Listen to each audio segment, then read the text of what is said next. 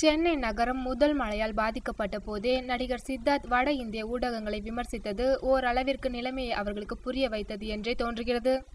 தற்போது இரண்டாவது முறையாக சென்னை கனமழை மற்றும் வெள்ளம் தாக்கிய போது தேசிய அளவில் அதிக கவனம் பெற்றுள்ளது.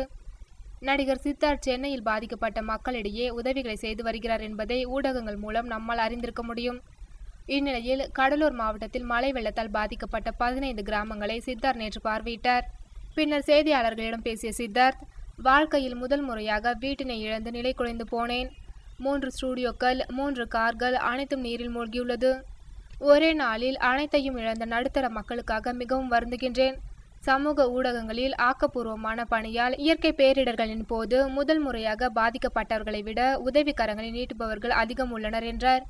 மேலும் கடலூர் மாவட்ட நிலைமை குறித்து சித்தார்த் கூறுகையில், கடலூர் மாவட்டத்தில் நிலைமை மோசமாக உள்ளது. ஆனால் சமூக ஊடகங்கள் சொல்லிய அளவிற்கு மோசமில்லை.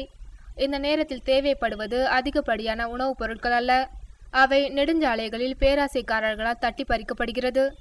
பாதிக்கப்பட்டவர்களுக்கு கொண்டு செல்ல முடியவில்லை. பாதிக்கப்பட்ட மக்களுக்கு நீண்ட நாட்களாக பயன்படும் பொருட்கள் தான் தற்போது தேவை. வீடுகளை இழந்தோருக்கு அதனை புறணமைக்க தேவைப்படும் பொருட்கள், போர்வை, பாய்கள், தற்காலிக தங்கும் இடம் போன்றவைதான் தற்போது தேவை என்று தெரிவித்துள்ளார். இருப்பினும் நிவாரணப் பணிகளை மேற்கொள்வதில் தமிழக அரசு மீதான விமர்சனம் மற்றும் கமலஹாசன் கருத்தினால் ஏற்பட்ட சர்ச்சை உள்ளிட்டவை குறித்து சித்தார்த் நேரடியாக பதிலளிக்காமல் நிவாரணத்தில் கவனம் செலுத்தலாம் என்று கேட்டுக்கொண்டுள்ளார்.